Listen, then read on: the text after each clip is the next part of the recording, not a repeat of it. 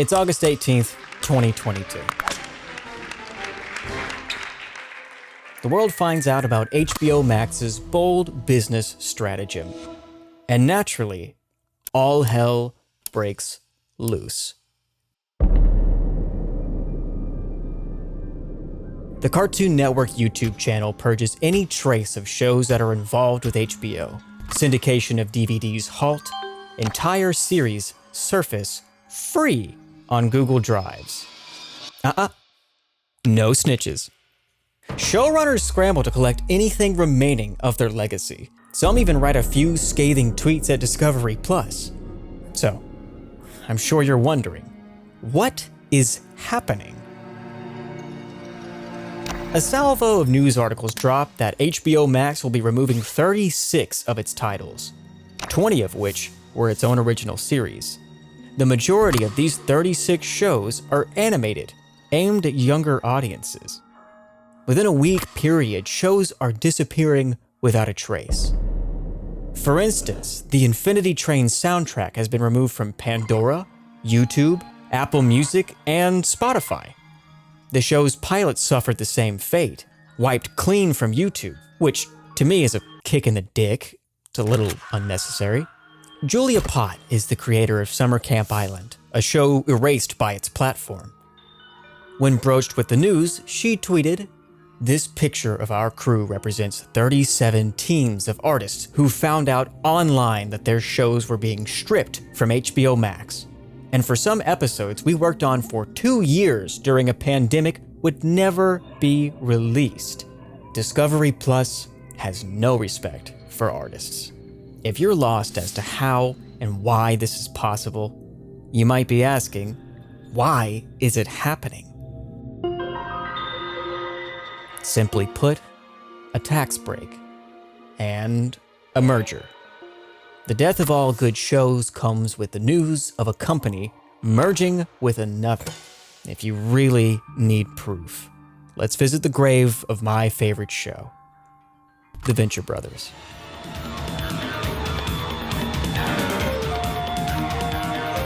I promised myself I wouldn't cry. When AT&T merged with Time Warner in 2020, down came the axe. After an extreme executive shakeup and massive layoffs, the deed was done. It was an effort to reach both deadlines and budget goals, and during the height of the pandemic, HBO Max was championed for streaming full-scale theater blockbusters at the same time as theaters.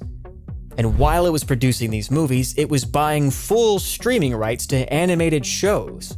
This was its short-lived golden era, but now it's quickly imploding. I wish I could shake my fist and scream that I knew better and not to trust them. But I didn't. No one did. By now, you've caught on. You've seen Discovery Plus at just about every turn in this story so far.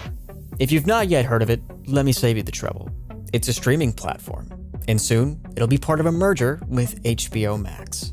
They say this move will save $3 billion. Except this time, 1,800 employees don't just lose their jobs. Approximately 2 full years worth of pandemic-burdened work up in smoke. With such massive strikes and cancellations across the board, I'm sure you're asking, what can we expect? Ian Jones-Quartey remarks that this will be the lost media generation of cartoons. And it's easy to pass this off as an embittered joke, but there's a half-truth in that statement that's harrowing. He's right. Already, it's going to get harder and harder to legally obtain a copy of an animated series, especially if it was owned by HBO Max. And the money's not going in their pockets, so we already lose that fight. And I can't legally advocate for piracy on a YouTube channel, but I can tell you to buy physical copies of the media you cherish. If you like it, it's time to own it. Even if the shows return, let it be a warning that under an oligopoly, it could vanish without a trace. In the description, I've linked products and resources that directly put money in the hands of the people who helped give you these shows. If nothing else, tell your friends about them. You never know what good it will do. And speaking of direct contributions, thank you once again to my patrons who've made this video possible. There's still hope. At least, I'd like to think so.